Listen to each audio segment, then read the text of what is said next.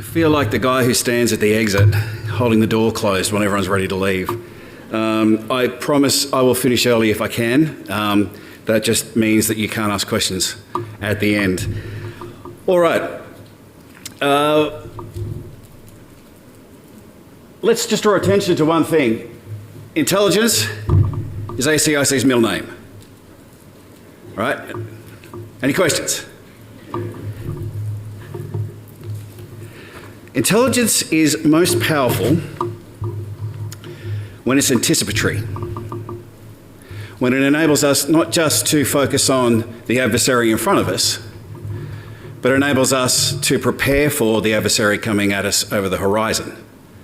Part of the challenge of the ACIC is to try and define the features, the looks and the sounds and the characteristics of what future transnational and serious organised crime looks like, so that we can be prepared and enable our law enforcement partners to respond in time. Getting ahead of the game is the key to success. So, ladies and gentlemen, my intention today is to, in this last session, review the shifts, the trends, the indicators that we've seen over the last couple of days, put them together and see whether or not we can actually come up with a glimpse of what future serious and organised crime might look like. What are the characteristics? Now, many of these, as we go through, have been touched on in the last 2 days. Many of these will also be very familiar to you as well. But let's pull them together in a slightly different context and see if we can't get a mugshot of what TSOC looks like going forward. All right, so there's no surprises there, but essentially the best way to do this is they are multinational businesses. And yes, Alex, thank you. We do love quoting 70% of our adversaries being overseas. We quote that often because that's actually key to understanding what we think the future trends are heading and where we're going to. So they are multinational businesses. How do you affect a business if you're not actually located in the country that you're affecting? You do it remotely. You do it at arm's length.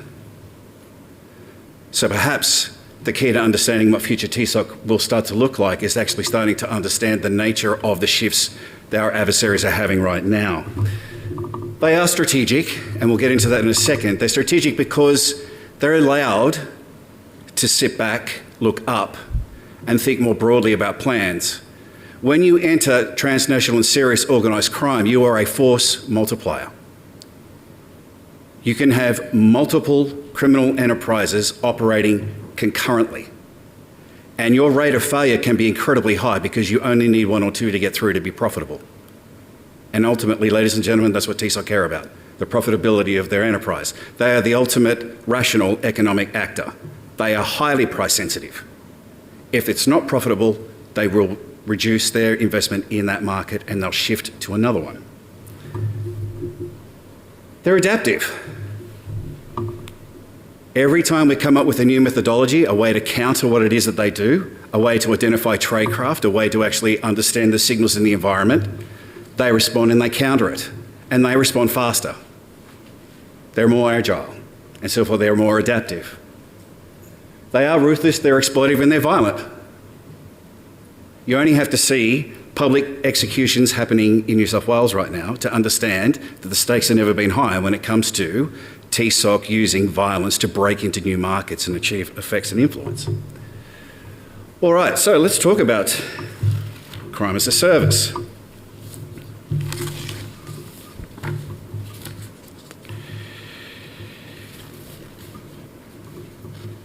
As Alex said, 70% or thereabouts of our overseas are overseas. They're overseas because Australian law enforcement have hardened the environment to the point where it's actually more viable for them to operate in jurisdictions where it's harder for them to be extradited.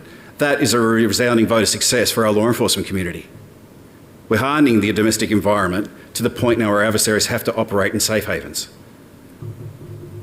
But this is where the wicked nature of TSOC comes in. If they moved overseas and they want to have an effect here, they have to operate remotely. The way they do that is obviously to put them operating at arm's length, so crime as a service. So they start outsourcing. So the way that they commit violence is by hiring out to thugs and other people that they anonymously reach online. They have tech-savvy tactics. the way that they communicate, the way that they transact, the way that they task, and the way that they confirm. All of this is done through modern ICT technology. So again, enabling them to have remote effects in jurisdictions where it's difficult for us to target them. They're borderless and they're online. They're borderless because they can actually pick up and move quite flexibly. Work from home is a great innovation for the workforce. It's absolutely brilliant for TSOC because home is where they want to go to. They can pick up shop and they move and they relocate. So they're highly agile, they are highly adaptive.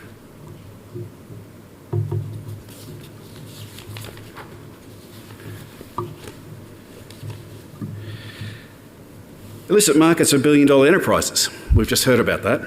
TSOC is looking to diversify their portfolio so that they can switch to more profitable, less risky operations where it's possible. Diversification is strength. If you only specialise in one type of illicit market, you are prone to disruption. You are vulnerable to price change. The profitability of your enterprise goes down and the worth of your investment also starts to tank. They are the ultimate economic rational actors. They will respond to price signals. So the way that they absorb losses is to diversify their portfolios so that while one actually starts to go, they shift across into another and they pursue opportunities in that one. And again, they don't need all criminal plots to succeed. They only need a handful to get through. So saturating the target area in volumes of drugs, saturating money laundering programs with billions, if not trillions of dollars in dirty money circulating through, with crypto and other tech, enables them to get vast volumes through, and occasionally the successful enterprise comes in.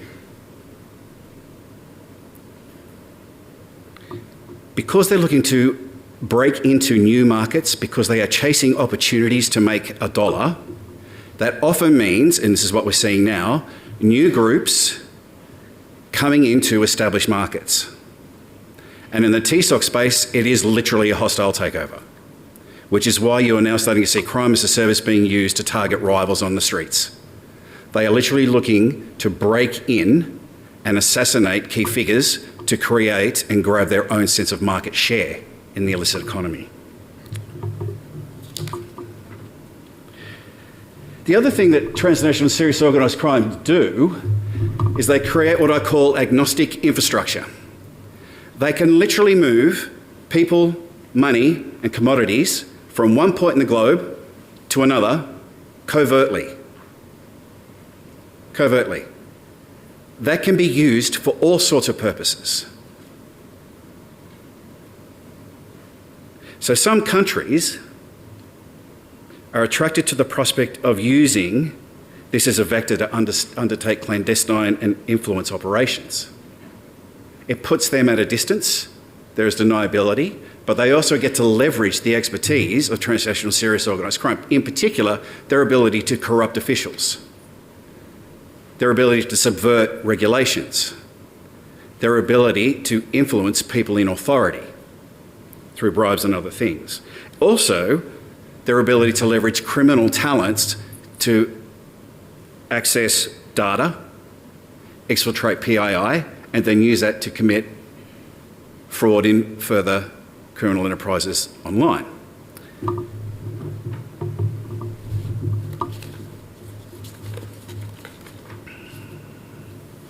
Drugs are getting deadlier, Alex, thank you. Drugs are not just getting deadlier, but they're getting far more profitable. They are billion-dollar enterprises. So what does a rational actor do when they have high production costs? If you want to maximise profits, you reduce your costs. Manufacturing costs must come down.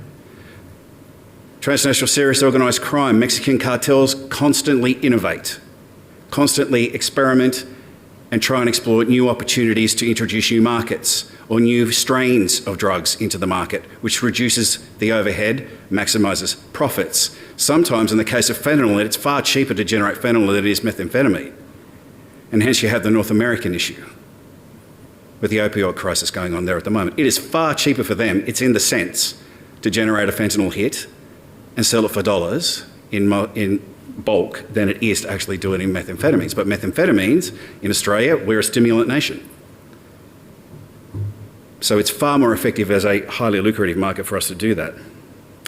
So driving production costs, maximising profit, leading to new drug types, looking to capture new markets by increasing the hit and therefore, unfortunately, raising the chances of lethality through overdose.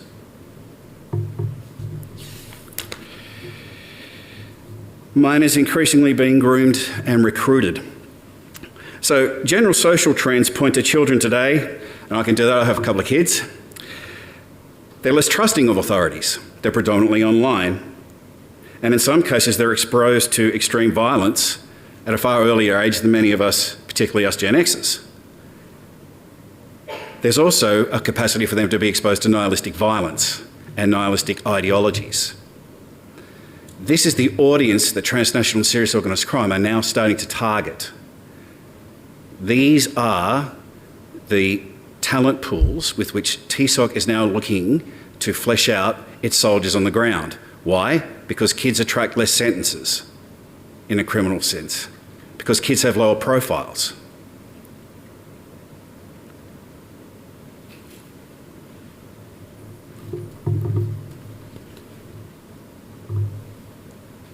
Building capability online. Remote working and the boom in online tech is leading to more instances where money, personnel and goods are being moved around and coordinated and tasked purely online. So we're seeing far less physical real-world infrastructure and far more enterprises being generated in an ecosystem that exists entirely on the internet. That is incredibly hard for law enforcement to identify without the right sort of tools and steerage to go on with it. This shift from the physical, real world to signals in the virtual gives them an advantage, not just in terms of tracking them, but in terms of the speed and the anonymity with which they can operate.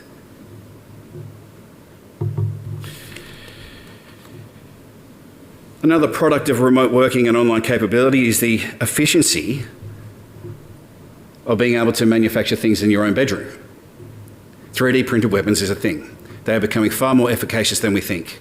In fact, it used to be that 3D printed weapons would not last very long. We are now starting to see real examples being seized in state and territory at volume of printed weapons being viable for multiple use, not just single use.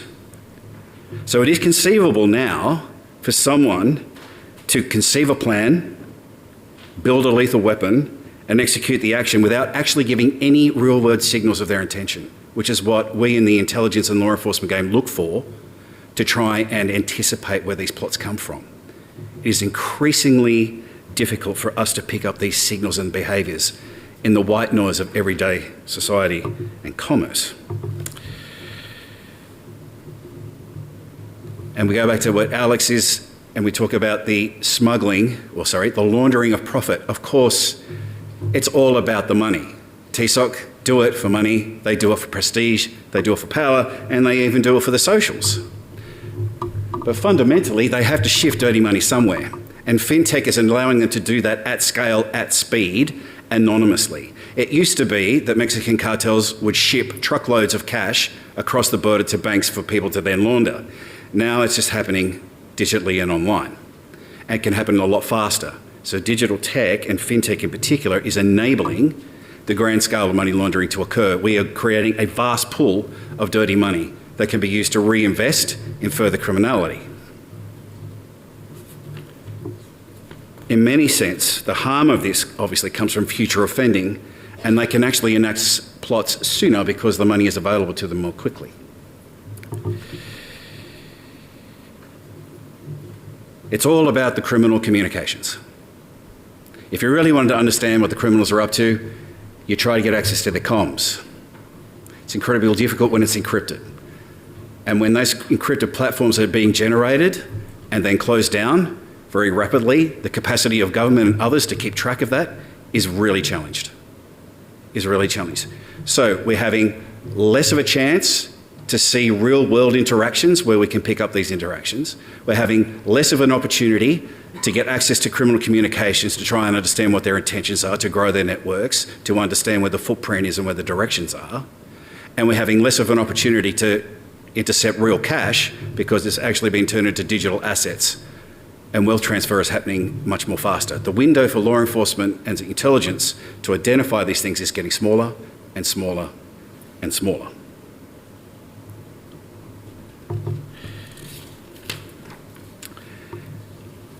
And then I think perhaps we have the most cynical element of transnational serious organised crime.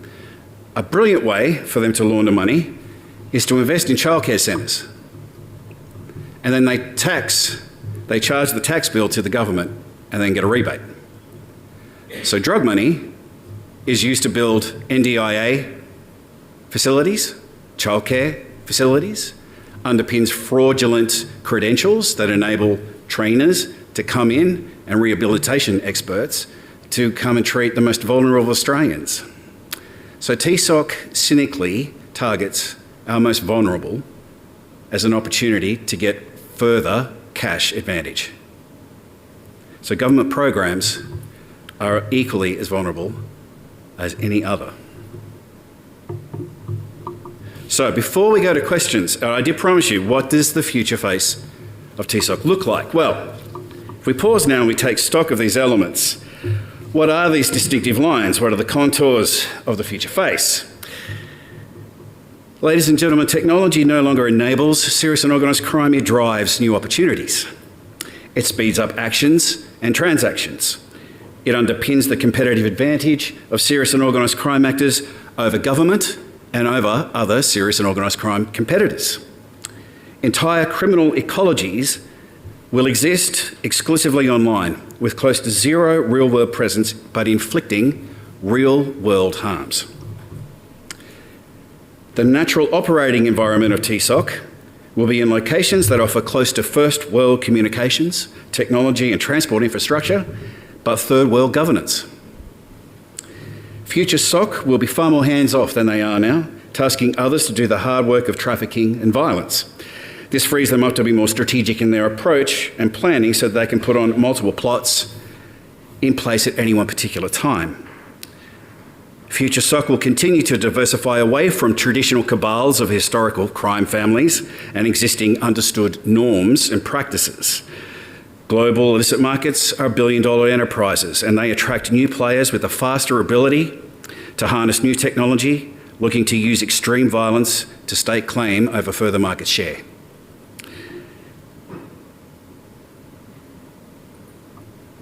Future TSOC's ability to covertly move goods, people and money from one point in the globe to the other will increasingly feature in the thinking and plans of countries looking to project foreign influence over competitors while not getting their hands dirty.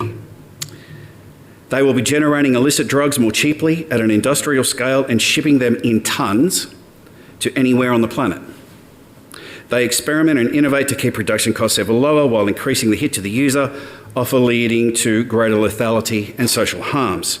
The difference between the ton we seize, and thank you, Amber, the tons we seized, 33 tonnes were seized. 22 tonnes was consumed. The gap between the two is going to continue to narrow. Future TSOC will be led by criminals who were groomed young by today's criminal masterminds, whose early exposure to extreme violence makes them more dangerous and volatile. For them, everything's on the table when it comes to securing criminal profits and influence. They launder their millions or billions faster using fintech and online tools, creating an international pool of dirty money that then goes back into financing further criminal plans and enterprises. It is a force multiplier. It is an amplification of the harm.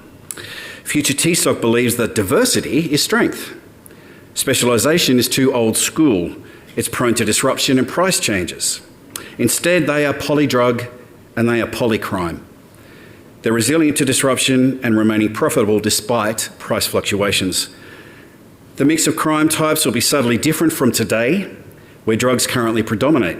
The large-scale profits coming from online fraud, theft and extortion will feature more prominently in the mix for these actors, which can then blend seamlessly with the online criminal ecosystems.